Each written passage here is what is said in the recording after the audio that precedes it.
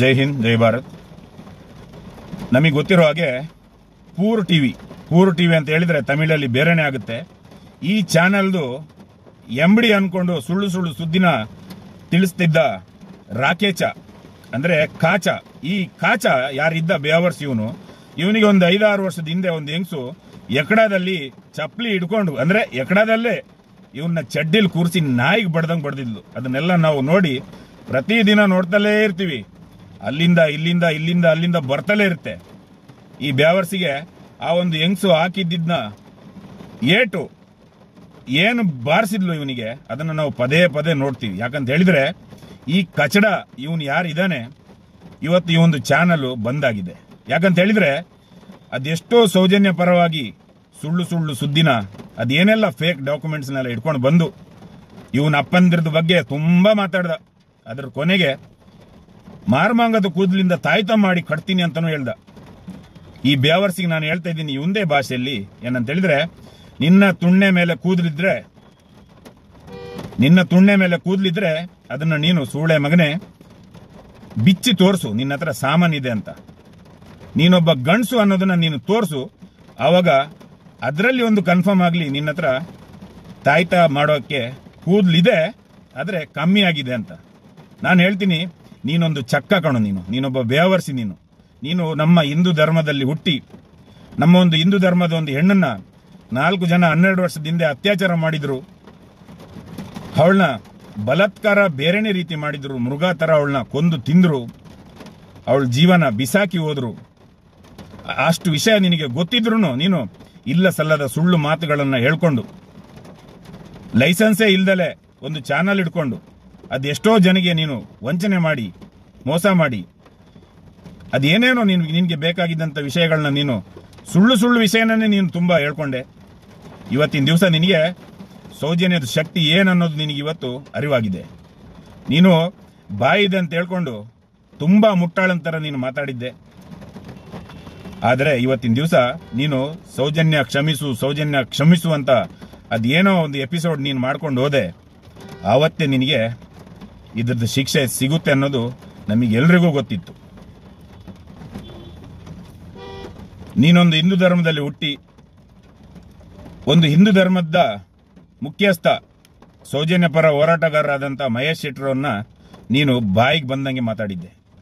ಅವ್ರ ಮನೆಯವರಿಗೆ ಸಮೇತ ನೀನು ತುಂಬಾ ಕೆಟ್ಟ ಪದದಿಂದ ನೀನು ಮಾತಾಡಿದ್ದೆ. ಅದಕ್ಕೋಸ್ಕರ ನಾನು ನಿನಗೆ ನಿಂದೇ ಭಾಷೆಯಲ್ಲಿ ಹೇಳ್ತಾ ಇದ್ದೀನಿ, ನಮಗೆ ನಿನ್ನಂತ ಹೊಲ್ಸು ಬಾಯಿ ಇಟ್ಕೊಂಡು ನಾವು ಯಾರ ಹತ್ರನು ಮಾತಾಡಕ್ ಹೋಗಲ್ಲ. ಆದ್ರೆ ನಿನ್ನಂತ ಬೇವರ್ಸಿಗೆ ಇದೇ ತರ ಮಾತಾಡಬೇಕು ಅಂತ ಹೇಳಿ ನಾನು ನಿನಗೆ ಹೇಳಿದ್ದು, ನಿನ್ನ ತುಣ್ಣೆ ಮೇಲೆ ಕೂದಲಿದ್ರೆ ಅದನ್ನ ಮೊದಲು ಬಿಚ್ಚಿ ತೋರ್ಸು, ನಿನ್ನ ಹತ್ರ ಕೂದಲಿದೆ ಅಂತ.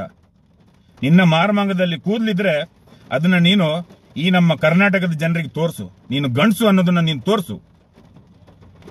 ಅಷ್ಟು ನೀನು ಮಾಡಿದ್ರೆ ಒಪ್ಕೋಬಹುದು. ನೀನು ಹೇಳಿದ್ರಲ್ಲಿ ಏನೋ ಒಂದು ಸತ್ಯ ಇದೆ, ನೀನು ನಿಜವಾಗ್ಲೂ ಮಾರ್ಮಾಂಗದ ಕೂದಲಿಂದ ತಾಯ್ತ ಮಾಡೋವನೇ ಅಂತ. ನಿನ್ನ ಪರಿಸ್ಥಿತಿ ಇವತ್ತು ಯಾವ ತರ ಆಗಿದೆ ಅಂತ ಹೇಳಿದ್ರೆ, ಹಳೆ ಗುಜರಿ ಪಾತ್ರೆ, ಪ್ಲಾಸ್ಟಿಕ್, ತಲೆ ಕೂದಲು, ಅದು ಇದು ಜನ ನಿನ್ನ ಮಾರ್ಮಾಂಗದ ಕೂದಲನ್ನ ಎಲ್ಲ ತೆಗೆದು ಬಿಸಾಕ್ತಾರಲ್ಲ, ಅದನ್ನೆಲ್ಲ ಒಟ್ಟು ಮಾಡಿಕೊಂಡು ಮಾರಿ ಜೀವನ ಮಾಡುವಂತ ಪರಿಸ್ಥಿತಿ ನಿನಗೆ ಮುಂದೆ ಬರುತ್ತೆ. ಇದೇ ಅಣ್ಣಪ್ಪ ಸ್ವಾಮಿ ನಿನ್ನನ್ನ ಇದೇ ಧರ್ಮಸ್ಥಳದಲ್ಲಿ, ಆ ಧರ್ಮಸ್ಥಳದ ದ್ವಾರದ ಮುಂದೆ ಭಿಕ್ಷೆ ಬೇಡವಂತರ ಮಾಡ್ತಾರೆ ಒಂದು ದಿವಸ. ಆ ದಿನ ನಿನಗೆ ಹತ್ರ ಆಗೇ ಆಗುತ್ತೆ. ನಿನ್ನ ಚಾನೆಲ್ ಅಲ್ಲಿ ನೀನು ಅದೆಷ್ಟೋ ಸುಳ್ಳು ವಿಷಯನ ಬೊಗಳ್ತಾ ಇದ್ದೆ. ಎಲ್ರಿಗೂ ಗೊತ್ತಿರೋ ಹಾಗೆ ನೀನು ಯಾವ್ದಾವ್ದೋ ಫೇಕ್ ಡಾಕ್ಯುಮೆಂಟ್ಸ್ ಎಲ್ಲ ಮಾಡ್ಕೊಂಡು ಬಂದು ಸೌಜನ್ಯ ಕ್ಷಮಿಸು ಅಂತ ಎಪಿಸೋಡ್ ಮಾಡ್ಕೊಂಡು ನೀನು ಹೊಟ್ಟೆ ತುಂಬಿಸ್ಕೊಂಡವ್. ನೀನೊಬ್ಬ ಒಂಥರ ಕಚಡ. ನಿನಗೆ ಆವತ್ತೇ ಹೇಳಿದ್ದೆ, ನೀನು ಸಾಮಾನ್ಯ ಮನುಷ್ಯ ಅಲ್ಲ. ನಿನ್ನನ್ನು ಯಾರು ಸೂಳೆ ಮಗ ಅಂತಾನು ಹೇಳ್ಬಾರ್ದು ಅಂತ. ಯಾಕಂತ ಹೇಳಿದ್ರೆ ನಿನ್ನನ್ನ ಸೂಳೆ ಮಗ ಅಂತ ಹೇಳಿದ್ರೆ ನಿನ್ನ ತಾಯಿಗೆ ತಲುಪುತ್ತೆ. ಆ ತಾಯಿ ಏನೋ ನಿನ್ನನ್ನ ಎತ್ತದಾಗ ಗಂಡು ಮಗುಗೆ ಜನ್ಮ ಕೊಟ್ಟಿದ್ದೀನಂತ ಖುಷಿ ಪಟ್ಟಿರ್ಬೋದು. ಆದ್ರೆ ಇವತ್ತು ಆ ತಾಯಿ ಕೂಡ ಕಣ್ಣೀರಾಗ್ತಿರ್ಬೋದು, ನಿನ್ನಂತ ಪಾಪಿಗೆ ಜನ್ಮ ಕೊಡೋದ್ರ ಬದಲು ಆವತ್ತೇ ಸುಣ್ಣದ ನೀರು ಹಾಕಿ ನಿನ್ನನ್ನ ಸಾಯಿಸ್ಬಿಡ್ಬೇಕಿತ್ತು ಅಂತ.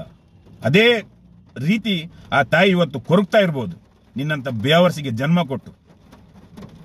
ಒಂದು ಹೆಣ್ಣನ್ನ 4 ಜನ ಭಯಾನಕವಾಗಿ ಅತ್ಯಾಚಾರ ಮಾಡಿಬಿಟ್ಟು ಅವಳದು ಯೋನಿ ಒಳಗಡೆ, ಅವಳ ದೇಹದೊಳಗಡೆ ಅಂದ್ರೆ ಮಣ್ಣು ಕಲ್ಲು ಅದನ್ನೆಲ್ಲ ತುಂಬಿಸಿ ಆ ಹುಡುಗಿನ ಕೊಂದ್ರು. ಅವಳು ಇವತ್ತು ಜೀವಂತವಾಗಿ ಇರ್ತಾ ಇದ್ದಿದ್ರೆ ಇವತ್ತು ಅವಳದೊಂದು ಮಟ್ಲಲ್ಲಿ ಒಂದು ಮಗು ಇರ್ತಾ ಇತ್ತು, ಅವಳಿಗೊಂದು ಜೀವನ ಅನ್ನೋದು ಇರ್ತಾ ಇತ್ತು, ಅವಳಿಗೊಂದು ಸಂಸಾರ ಇರ್ತಾ ಇತ್ತು. ಅವಳನ್ನ ಕೊಂದು ತಿಂದ ಬ್ಯಾವರ್ಸಿ ಕಚರ ನಾಯಿಗಳು ಇದೇ ಧರ್ಮಸ್ಥಳದಲ್ಲಿ ಇದ್ದಾರೆ ಅಂತ ಗೊತ್ತಿದ್ರು ನೀನು ಇದೇ ಧರ್ಮಸ್ಥಳ ಉಜಿರೆ ಬೆಳ್ತಂಗಡಿ ಅವ್ರನ್ನ ಆ ಊರಿನವರು ಪಾಪಿಗಳು ಅಂತ ಹೇಳ್ತಿದ್ದೆ. ನೀನು ಇದೇ ಊರಿನವ್ರನ್ನ ನೀನು ಅವರು ಪಾಪಿಗಳು ಅಂತ ಹೇಳಿದ್ಯಾ. ನೀನು ಮುಂದೆ ಒಂದು ದಿನ ನಿನ್ನಂತ ಬ್ಯಾವರ್ಸಿನ ಅವರು ಆ ಊರಿನವರಲ್ಲಿ ಹೇಳಿದ್ದೆ ಅವತ್ತೂ ಕೂಡ, ನಿನ್ನನ್ನು ಅಲ್ಲೇ ಬೆತ್ತಲೆ ಕೂರಿಸಿ ನಿನ್ನ ಮುಖಕ್ಕೆ ಉಚ್ಚ ಒಯ್ತಾರೆ ಅಂತ.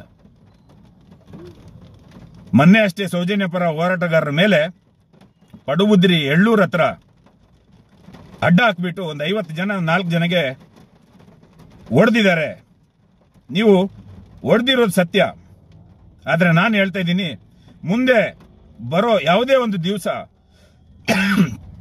ಸೌಜನ್ಯ ಪರ ಹೋರಾಟಗಾರರ ಮೇಲೆ ಯಾರಾದ್ರೆ ಕೈ ಮಾಡಿದ್ರೆ, ಯಾರಾದ್ರೆ ಅವ್ರನ್ನ ಅಡ್ಡ ಹಾಕಿದ್ರೆ, ನಾವು ಕೂಡಲೇ 50 ಜನ ನೀವು ಅಡ್ಡ ಹಾಕಿದ್ರೆ ನಾವು 500 ಜನ ನಿಮ್ಮ ಮನೆಗೆ ನುಗ್ಗಿ ಹೊಡಿತೀವಿ. ನಿಮ್ಮ ಮನೆಗೆ ನಾವು ನುಗ್ಗಿ ಹೊಡಿತೀವಿ. ಅದ್ರ ಮೇಲೆ ನಾವು ಕಾನೂನಿನ ಪ್ರಕಾರ ಪೊಲೀಸ್ ಸ್ಟೇಷನ್ಗೆ ಹೋಗ್ತೀವಿ. ಯಾಕಂತ ಹೇಳಿದ್ರೆ ಇವತ್ತು ಈ ಬೇವರ್ಸಿಗಳು ಯಾರೆಲ್ಲ ನಮ್ಮ ಸೌಜನ್ಯ ಪರ ಹೋರಾಟಗಾರರ ಮೇಲೆ ಹೊಡೆಯಕ್ಕೆ ಮುಂದೆ ಬಂದ್ರು, ಇವರು ಇಜಡಾಗಳು. ಇವರು ನಿಮ್ಮ ಹತ್ರ ಸರಿಯಾಗಿ ತಿಕ್ಕದಲ್ಲಿ ದಮ್ಮಿದ್ರೆ ನೀವು ಎಷ್ಟು ಜನ ಬರ್ತಾ ಇದ್ದಾರೆ ಅಷ್ಟು ಜನಕ್ಕೇನೆ ಒಂದು 4-5 ಜನ ಅಡ್ಡ ಹಾಕಿ ಹೊಡೆಯಕ್ಕೆ ಪ್ರಯತ್ನ ಪಡಬೇಕಿತ್ತು. ನೀವು 50 ಜನ ಒಟ್ಟಾಗಿ 4 ಜನಕ್ಕೆ ನೀವು ಹೊಡಿತೀರ ಅಂತ ಹೇಳಿದ್ರೆ ನೀವು ಇಜಡಾಗಳು. ನಾನು ಹೇಳೋದೇನಂತ ಹೇಳಿದ್ರೆ, underworld don Ravi Pujari ಅವರೊಂದು ಮಾತು ಹೇಳ್ತಾ ಇದ್ರು ಅವಾಗ, 24 ಗಂಟೆ ಒಳಗಡೆ ಹೊಡಿತೀನಿ ಅಂತ. ಅವ್ರು ಹೇಳೋ ಪ್ರಕಾರ 24 ಗಂಟೆ ಒಳಗಡೆ ನಿಮ್ಮಂತವರಿಗೆ ನಾವು ಹೊಡಿಬೇಕು. ಸೌಜನ್ಯ ಪರ ಹೋರಾಟಗಾರನ ಮುಟ್ಟಿದ್ರೆ ನಿಮಗೆ 24 ಗಂಟೆ ಒಳಗಡೆ ನಿಮ್ಮ ಮನೆಗೆ ನುಗ್ಗಿ ನಾವು ಹೊಡಿಬೇಕು. ಆ ಕೆಲಸ ನಾವು ಮಾಡಕ್ಕೆ ರೆಡಿ ಇದೀವಿ. ಮುಂದಕ್ಕೆ ಯಾರಾದ್ರೂ ಅಷ್ಟೇ ನಮ್ಮ ಸೌಜನ್ಯ ಪರ ಹೋರಾಟಗಾರರ ಮೇಲೆ ಯಾರಾದ್ರೂ ಕೈ ಮಾಡಕ್ಕೆ ಪ್ರಯತ್ನ ಪಟ್ರೆ ನಾವು 24 ಗಂಟೆ ಒಳಗಡೆ ನಿಮ್ಮ ಮನೆಗೇನೆ ನೀವು ಎಲ್ಲೇ ಕೂತಿದ್ರು ನಾವು ಮೊದಲು ನಿಮಗೆ ನುಗ್ಗಿ ಹೊಡಿತೀವಿ ಅನ್ನೋದನ್ನ ನಾನು ಕ್ಲಿಯರ್ ಆಗಿ ಹೇಳ್ತಾ ಇದ್ದೀನಿ. ನಾವು ಎಲ್ಲೇ ಇದ್ರೂ ಕೂಡ ಈ ಒಂದು ವಿಷಯದಲ್ಲಿ ನಾವು ಬಂದೇ ಬರ್ತೀವಿ. ಈ ಬೇವರ್ಸಿಗಳು ಯಾರಿದ್ದಾರೆ, ಈ ರೀತಿ ನಮ್ಮ ಸೌಜನ್ಯ ಪರ ಹೋರಾಟಗಾರರ ಮೇಲೆ ಕೈ ಮಾಡೋರು ಯಾರಿದ್ದಾರೆ, ಇವರಿಗೆ ನಾವು ಎಲ್ಲೇ ಇದ್ರೂ ನಾವು ಹೊಡೆಯಕ್ಕೆ ಮುಂದೆ ನಾವು ಬಂದೇ ಬರ್ತೀವಿ. ಅದ್ರ ಮೇಲೆ ಕಾನೂನು ಪ್ರಕಾರ ಏನಾಗುತ್ತೆ ಅದು ಅದ್ರ ಮೇಲಾಗ್ಲಿ. ಇಲ್ಲಿ ಇವತ್ತು ನೀವು ನಮ್ಮವ್ರ ಮೇಲೆ ಕೈ ಮಾಡ್ತೀರಾ, ನಿಮ್ಮನ್ನ ನಾಳೆ ದಿವಸ ಹೊರಗೆ ಬಿಡ್ತಾರೆ, ನೀವು ಇನ್ನಷ್ಟು ಜೋರಾಗ್ತೀರಾ. ಆದ್ರೆ ನಾವು ನಿಮ್ಮ ಮುಂದಕ್ಕೆ ನಿಮ್ಮ ಬಾಲನ ನಾವು ಬಿಚ್ಚಕ್ಕೆ ಬಿಡೋಕೆ ನಾವು ರೆಡಿ ಇಲ್ಲ. ಇಂಥ ವಿಷಯಗಳು ಇದ್ದಾಗ ಈ ಪೂರ್ ಟಿವಿ ಬ್ಯಾವರ್ಸಿಯವನು ಈ ವಿಷಯಗಳನ್ನ ಯಾರಿಗೂ ತಿಳಿಸಲ್ಲ. ಯಾಕಂತ ಹೇಳಿದ್ರೆ ಇವನಿಗೆ ಇದರಲ್ಲಿರೋ ಅಪ್ಪಂದ್ರು ಇವನು ಯಾರು ಇದ್ದಾರೆ ಭಿಕ್ಷೆ ಬಿಸಾಕ್ತಾರಲ್ವಾ, ಎಂಜಿಲ್ ತಿಂತ್ಕೊಂಡು ಬದುಕೋನು ಇವನು ಯಾಕೆ ಮಾತಾಡ್ತಾನೆ? ಈ ವಿಷಯಗಳನ್ನ ಇವನು ಅದರಲ್ಲಿ ತೋರಿಸಲ್ಲ. ಇವತ್ತಿನ ದಿವಸ ಶ್ರಮಿಸು ಸೌಜನ್ಯ ಅಂತ ನೀನು ಏನು ಎಪಿಸೋಡ್ ಮಾಡ್ಕೊಂಡಿದ್ದೆ, ಇವತ್ತು ರಾತ್ರಿ ಬೆಳಿಗ್ಗೆ ನಿದ್ರೆಯಲ್ಲಿ ನೀನು ಎದ್ದಾಗ ಕೂತಾಗ ಅದೇ ಮಾತನ್ನ ಹೇಳ್ಕೊಂಡಿದ್ಯಾ. ನಿನ್ನ ಪರಿಸ್ಥಿತಿ ಹಂಗಾಗಿದೆ, ಶ್ರಮಿಸು ಸೌಜನ್ಯ ಅಂತ. ಬೇವರ್ಸಿ ಕಚಡ, ನಿನಗೆ ಇವತ್ತೊಂದು ವಿಷಯ ನೆನಪು ಮಾಡಿಸ್ತಾ ಇದ್ದೀನಿ. ನಿನಗೆ 5-6 ವರ್ಷದ ಹಿಂದೆ ಒಂದು ಹೆಂಗಸು ಚಪ್ಪಲಿಲಿ ನಿನಗೆ ಹೊಡೆದಿದ್ದಾಳೆ, ನಿನ್ನ ಮಾನ ಮರ್ಯಾದಿನ ತೆಗ್ದಿದ್ದಾಳೆ. ಅದ್ರ ಮೇಲೆ ಇವತ್ತು ಸೌಜನ್ಯ ಅನ್ನೋ ಹುಡುಗಿದ್ದು ಶಕ್ತಿ ನಿನ್ನ ಮೇಲೆ ಪ್ರಭಾವ ತೋರಿಸಿದಾಳೆ. ನಿನ್ನನ್ನ ಒಬ್ಬ ಭಿಕ್ಷುಕನಾಗಿ ತರ ನಿನ್ನ ಭಿಕ್ಷುಕನ್ ತರ ಮಾಡಿ ಹಾಕಿದಾಳೆ. ನಿನ್ನ ಪರಿಸ್ಥಿತಿ ಇವತ್ತು ಅದೇ ತರ ಆಗಿದೆ. ಮುಂದೆ ಒಂದು ದಿವಸ ನೀನು ಇದೇ ಧರ್ಮಸ್ಥಳದಲ್ಲಿ ನೀನು ಭಿಕ್ಷೆ ಬೇಡೋ ಪರಿಸ್ಥಿತಿಲಿ ನೀನು ಜನರಿಗೆ ಕಾಣ್ತೀಯ. ಅದನ್ನ ಅಣ್ಣಪ್ಪ ಸ್ವಾಮಿ ಮಾಡಿ ತೋರಿಸ್ತಾನೆ ಅಂತ ನಾನು ನಿನಗೆ ಇವತ್ತು ನೆನೆಸ್ತಾ ಇದ್ದೀನಿ. ಅದೇ ತರ ಸೌಜನ್ಯ ಪರ ಹೋರಾಟಗಾರರ ಮೇಲೆ ಯಾರೇ ಆದ್ರೂ ಇನ್ನು ಮುಂದಕ್ಕೆ ಅಡ್ಡ ಹಾಕೋ ಕೆಲಸ ಮಾಡಿದ್ರೆ ನೀವು 50 ಜನ ಇದ್ರೆ ನಾವು 500 ಜನ ಬರ್ತೀವಿ ಅನ್ನೋದನ್ನ ನಾನು ಕ್ಲಿಯರ್ ಆಗಿ ನಿಮಗೆ ಹೇಳ್ತಾ ಇದ್ದೀನಿ. ನಾನು ಕೂಡ ಅಷ್ಟೇ, ಎಲ್ಲೇ ಇದ್ರೂ ಈ ಒಂದು ವಿಷಯಕ್ಕೆ ನಾನು ಕೂಡ ಬಂದೇ ಬರ್ತೀನಿ. ನಾವಿನ್ನು ಸಹಿಸ್ಕೊಂಡಿರೋಕೆ ಸಾಧ್ಯ ಇಲ್ಲ. ನೀವು ನಮ್ಮ ಸೌಜನ್ಯ ಪರ ಹೋರಾಟಗಾರರ ಮೇಲೆ ನೀವು ಹಲ್ಲೆ ಮಾಡಿದ್ರೆ ನಾವು ಪೊಲೀಸ್ ಸ್ಟೇಷನ್ಗೆ ಓಡೋಗ ಕೆಲಸ ಮೊದಲು ನಾವು ಮಾಡಲ್ಲ. ಮೊದಲು ನಾವು ನಿಮ್ಮ ಮನೆಗೆ ನುಗ್ಗಿ ಹೊಡಿತೀವಿ. ಎಲ್ಲರೂ ಇದೊಂದು ವಿಷಯನ ತಲೆಯಲ್ಲಿ ಇಟ್ಕೊಳ್ಳಿ. ಮುಂದೆ ಯಾರು ಕೂಡ ಸೌಜನ್ಯ ಪರ ಹೋರಾಟಗಾರರದ್ದು ನೆರಳು ಕೂಡ ನೋಡಕ್ ಬರಬೇಡಿ.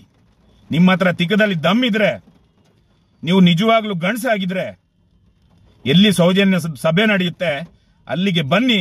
ನಿಮ್ಮ ಹತ್ರ ಆ ಒಂದು ಪೌರುಷತ್ವ ಇದ್ರೆ ನಮ್ಮ ಮುಂದೆ ತೋರಿಸಿ. ಕೊನೆಯದಾಗಿ ಏನು ಹೇಳ್ತಾ ಇದ್ದೀನಿ ಅಂತ ಹೇಳಿದ್ರೆ, ನಾನು ಸೌಜನ್ಯಗೆ ನ್ಯಾಯ ಸಿಕ್ಕಿದ್ರೆ ಶಬರಿಮಲೆ ಅಯ್ಯಪ್ಪನ ಹತ್ರ ಪ್ರಾರ್ಥನೆ ಮಾಡ್ಕೊಂಡಿದ್ದೆ. ಅದು ಏನಂತ ನಿಮ್ಗೆ ಎಲ್ರಿಗೂ ಗೊತ್ತಿದೆ, ಆದ್ರೂ ಒಂದ್ಸರಿ ಹೇಳ್ತೀನಿ. ಏನಂತ ಹೇಳಿದ್ರೆ, ಸೌಜನ್ಯಗೆ ನ್ಯಾಯ ಅಯ್ಯಪ್ಪ ಕೊಡಿಸಿದ್ರೆ ನಾನು ಮೀನು ಮಾಂಸ ತಿಂತೀನಿ ಅಂತ ಪ್ರತಿಜ್ಞೆ ಮಾಡಿದ್ದೀನಿ ಅಯ್ಯಪ್ಪನ ಮುಂದೆ. ಇನ್ನೊಂದು, ಅಯ್ಯಪ್ಪ ಸೌಜನ್ಯಗೆ ನ್ಯಾಯ ಸಿಗೋಕೆ ದಾರಿ ತೋರಿಸ್ತಾನೆ. ಅದಕ್ಕಾಗಿ ನಾನು ಅಯ್ಯಪ್ಪನಿಗೋಸ್ಕರ ಕಳೆದ ವರ್ಷ ಸೌಜನ್ಯಕ್ಕಾಗಿ ನಾನು ಮಾಲೆ ಹಾಕೊಂಡು ಶಬರಿಮಲೆಗೆ ಹೋಗ್ತೀನಿ ಅಂತ ಹೇಳಿದಾಗ ನನ್ನನ್ನು ನಾನೆಲ್ಲಿ ಮಾಲೆ ಹಾಕಬೇಕಿತ್ತು ಆ ಶಿಬಿರದವರು ಸೌಜನ್ಯಗೋಸ್ಕರ ಮಾತಾಡ್ತೀನಿ ಅಂತ ಹೇಳಿಬಿಟ್ಟು ಅಲ್ಲಿ ಮಾಲೆ ಹಾಕೋದನ್ನ ನಿರಾಕರಿಸಿದ್ರು.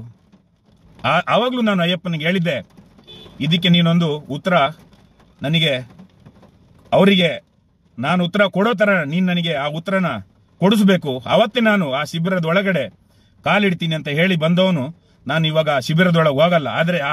ಆದರೆ ಇವತ್ತು ಅಯ್ಯಪ್ಪ ಏನೊಂದು ದಾರಿ ತೋರಿಸ್ತಿದ್ದೇನೆ ಅಂತ ಹೇಳಿದ್ರೆ, ಯಾರೆಲ್ಲ ಸೌಜನ್ಯ ಬಗ್ಗೆ ಕೆಟ್ಟದಾಗಿ ಅಂದ್ರೆ ಸೌಜನ್ಯ ಪರ ಹೋರಾಟಗಾರರ ಮೇಲೆ ಹಲ್ಲೆ ಮಾಡ್ತೀರಾ, ಸೌಜನ್ಯ ಬಗ್ಗೆ ಬೇಡದ ವಿಷಯಗಳನ್ನ ತಿಳಿಸ್ತೀರಾ, ನೀವೆಲ್ಲರೂ ಸರ್ವನಾಶ ಆಗ್ತಲೇ ಹೋಗ್ತಾ ಇದ್ದೀರಾ. ಇದನ್ನ ನಾನ್ ನಂಬಿರುವ ಹಾಗೆ ಅಯ್ಯಪ್ಪ ಮಾಡಿ ತೋರಿಸ್ತಿದ್ದಾನೆ. ಹೊಸದಾಗಿ ಒಂದೊಂದು ಬೇರೆ ದಾರಿನ ತೋರಿಸ್ತಾ ಇದ್ದಾನೆ ಅಂತ ನಾನು ನಂಬಿದ್ದೀನಿ.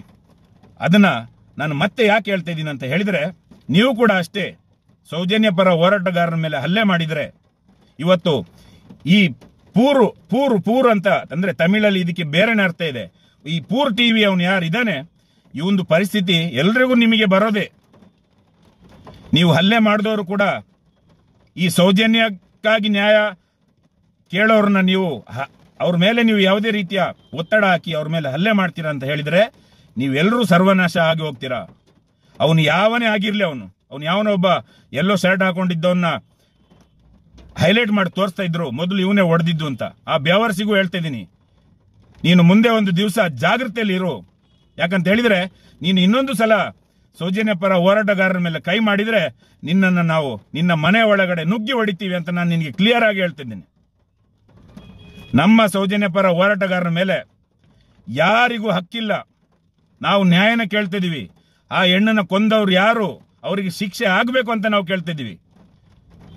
ಕಳೆದ ಸಲ ಮಟ್ಟಣ್ಣವ್ರನ್ನ ಅಡ್ಡ ಹಾಕಿದ್ರಿ, ಈ ಸಲ ಇವ್ರನ್ನ ಅಡ್ಡ ಹಾಕ್ಬಿಟ್ಟು ಅವ್ರ ಮೇಲೆ ನೀವು ಹಲ್ಲೆ ಮಾಡಿದ್ದೀರಾ.